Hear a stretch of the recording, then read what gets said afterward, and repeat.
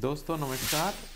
मैं हूं doctor CB Singh और दोस्तों जैसा कि आप जानते हैं हम इस चैनल पे डेयरी फार्मर से रिलेटेड, डेयरी फार्मिंग से रिलेटेड आपको हमेशा सही सटीक और साइंटिफिक इन्फॉर्मेशन अवेलेबल कराते हैं ताकि फार्मर्स का जो डेयरी फार्मिंग में जो उसका मिल्क प्रोडक्शन है वो इम्प्रूव हो सके और उसके कॉस्ट को किसी भी तरीके से हम रिड्यूस कर सकें।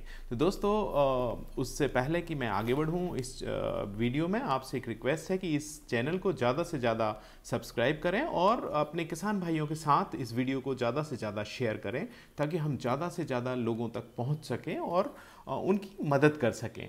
तो दोस्तों आज का जो वीडियो है वो कुछ किसानों ने, कुछ जो डेयरी फार्मर्स हैं उन्होंने हमसे कुछ सवाल पूछे हैं डेयरी फार्मिंग से रिलेटेड, तो मैं उनको इसलिए यहाँ पे डिस्कस करना चाहता हूँ क्योंकि आमतौर पर मैंने देखा है कि डेयरी फार्मिंग में जो डेयरी फार्मर्स जो काम कर रहे हैं उनकी जो प्रॉब्लम्स हैं वो भी इसी तरह की कुछ होती हैं और इसी तरीके से उनकी रिलेटेड है। तो मैं आज कोशिश करूँगा 3-4 क्वेश्चन ऐसे कवर करूँ जो हम डेयरी फार्मर्स को सभी को हेल्प कर सकें। दोस्तों पहला क्वेश्चन ये अल्पेश जी हैं, इन्होंने पूछा है कि सर गाय भैंस का दूध कैसे बढ़ाएं। दोस्तों मुझे ऐसा लगता है कि जो भी किसान डेयरी फार्मिंग कर रहा है या डेयरी फार्मिंग से जुड़े हुए लोग हैं उनका एक ही मकसद होता है कि हम ज़्यादा से ज़्यादा मिल्क प्रोडक्शन कैसे लें और ज़्यादा से ज़्यादा मुनाफा कैसे कमाएं। दोस्तों लेकिन हमें 3-4 बातें हमेशा ध्यान रखनी होंगी जब भी हम जो मिल्क प्रोडक्शन की बात करते हैं या कितना मिल्क हमें मिलेगा। वो डिपेंड करता है 3 जो फैक्टर हैं। वो सबसे पहला जो फैक्टर है कि आपके पास जो पशु है, जो मिल्किंग जो एनिमल है वो उसका जेनेटिक पोटेंशियल कितना है, उसकी नस्ल कौन सी है और उसका जेनेटिक पोटेंशियल कितना है। सेकंड डिपेंड करता है कि उसका मैनेजमेंट आप किस तरीके से करते हैं। और तीसरा जो सबसे इंपॉर्टेंट है वो है कि आप उसको किस तरीके का पोषण दे रहे हैं, उसको राशन अवेलेबल करा रहे हैं।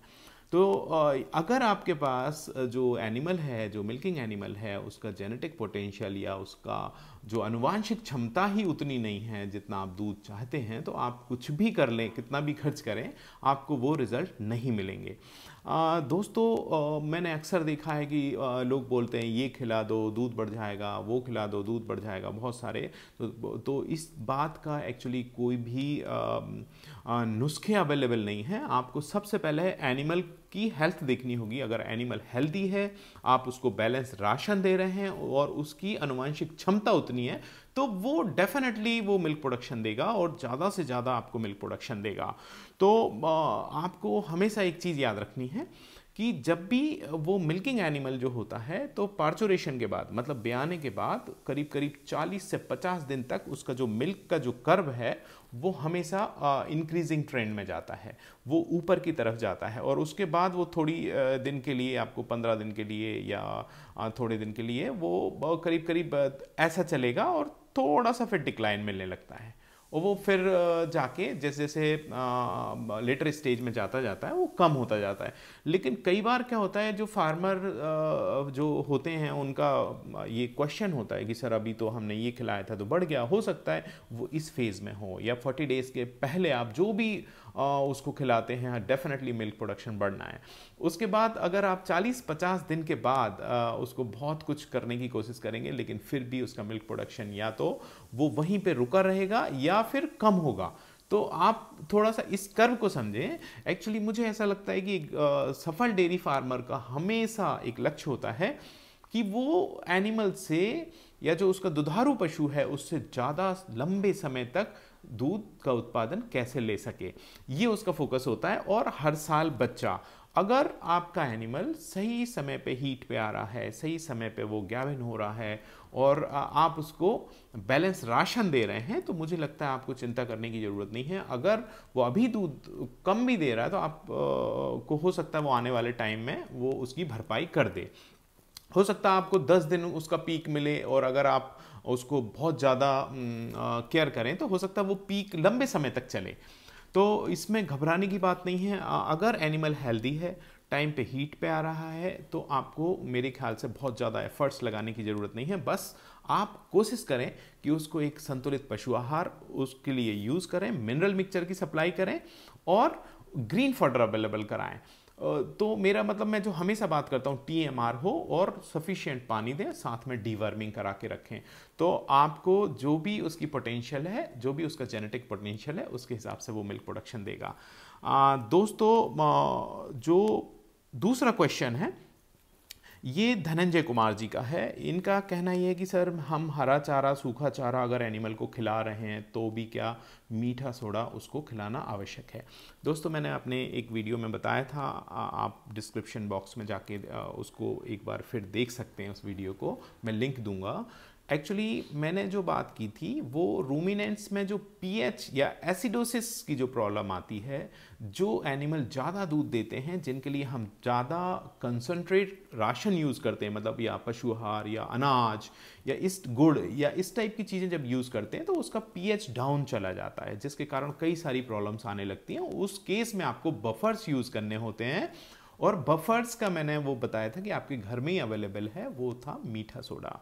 तो अगर आप उसको हरा चारा और सूखा चारा अगर भरपूर दे रहे हैं, कंसंट्रेट कम दे रहे हैं, अनाज कम है, तो ऐसे केस में उसको एसिडोसिस की प्रॉब्लम नहीं आएगी और आपको मीठा सोडा देने की ज़रूरत नहीं है। वैसे भी आप अगर उस वीडियो को देखेंगे तो और क्लियर हो जाएगा आपको कि वाकई आपके एनिमल को उसकी आवश्यकता है या नहीं है। दोस्तों तीसरा जो प्रश्न, बहुत इंपॉर्टेंट जो प्रश्न पूछा है, ये अभिषेक कुमार जी हैं और इन्होंने पूछा है which cow breed is suitable for dairy farming in Bihar? कौन सी काउ की जो नस्ल है या ब्रीड है वो सुटेबल है बिहार में? तो अभिषेक कुमार जी मैं आपको बता दूं कि बहुत सारी नस्ल हैं और हर नस्ल जो है उसकी एक स्पेसिफिक रिक्वायरमेंट है, उसकी मैनेजमेंटल रिक्वायरमेंट है, न्यूट्रिशन की रिक्वायरमेंट है। ये डिपेंड आप पे करता है कि आप कितना फोकस कर सकते हैं, कितना आपकी जो रिक्वायरमेंट है, आपकी जो आवश्यकता है वो कितनी, आप किस स्केल तक डेयरी फार्मिंग करना चाहते हैं, आपके पास कितने रिसोर्सेज अवेलेबल हैं। फिर भी मैं आपको बता दूं कि आप देखेंगे कि अब ये चीज़ ख़त्म हो चुकी है। पहले बोलते थे कि सर हम बहुत हाई यील्डिंग एनिमल या ज़्यादा दूध देने वाला पशु लेके आए थे और वो ख़राब हो गया, या यहाँ पे कामयाब नहीं है, ये यहाँ पे सक्सेसफुल नहीं है उसकी डेयरी। तो आप देखें अभी जैसे स्टार्टिंग में जब HF आई थी तो पंजाब और हरियाणा इन लोगों ने स्टार्ट किया, और आज वो पूरे इंडिया में सभी जगह आपको HF के फार्म मिल जाएंगे। इसी प्रकार से जर्सी है, इसी प्रकार से गिर आप देखें पहले गुजरात और फिर आप पूरे इंडिया में है, साहिवाल है। तो आप कोई भी एनिमल, कोई भी जो काउ ब्रीड है वो रखें, लेकिन मेरा एक सजेशन है कि हमेशा छोटे लेवल से स्टार्ट करें। आप 2 पशु 3 पशु लेके आएँ और वहाँ से उनकी रिक्वायरमेंट को समझें, फिर धीरे धीरे आप उसको बढ़ाते जाएं। और सबसे इंपॉर्टेंट बात है जो सिलेक्शन ऑफ एनिमल, जब भी आप एनिमल परचेज करें तो वहाँ पे मैंने जो बताया है कि 3 मिल्किंग टाइम आप देखें, वहाँ रुकें और 2 दिन कम से कम उस एनिमल के बारे में समझें जहाँ से भी आप परचेज कर रहे हैं। और जिससे भी परचेज करते हैं उससे 3 बातें ज़रूर पूछें, उसकी फीडिंग के बारे में, उसकी फीडिंग रिक्वायरमेंट्स के बारे में, वो क्या खिला रहा है। दूसरा है उसकी डीवर्मिंग हुई है या नहीं हुई है। तीसरा उसका वैक्सीनेशन का रिकॉर्ड, कि उसका वैक्सीनेशन कराया है या नहीं कराया है। अगर ये नहीं किया हुआ है तो आप जब भी परचेज करके लाते थे सबसे पहले उसकी डीवर्मिंग कराएं, उसका वैक्सीनेशन करें और फिर उसके बारे में उसको धीरे धीरे अडॉप्ट होने दें और उस एनिमल को आप उसकी रिक्वायरमेंट को समझें और फिर धीरे धीरे बढ़ाते रहें। दोस्तों मुझे उम्मीद है कि आपको इन जो इन्होंने क्वेश्चन पूछे हैं ये डेयरी से रिलेटेड, ये अमूमन बहुत सारे फार्मर्स की क्वेरीज होती हैं, उनके जवाब मिले होंगे। दोस्तों हम लगातार आपके लिए सही, सटीक और साइंटिफिक इन्फॉर्मेशन लेके आते हैं इस चैनल पर। तो मेरी आपसे रिक्वेस्ट है ज़्यादा से ज़्यादा इसको सब्सक्राइब करें और यूं ही हमारे साथ बने रहें। हम मिलकर ढेर सारी समस्याओं के समाधान ढूंढ लेंगे और मुझे उम्मीद है हम इस मकसद में कामयाब होंगे और डेयरी का जो धंधा है वो भी बहुत सारा मुनाफा देगा, और क्योंकि हम खर्चे कम करेंगे और प्रोडक्शन को बढ़ाएंगे।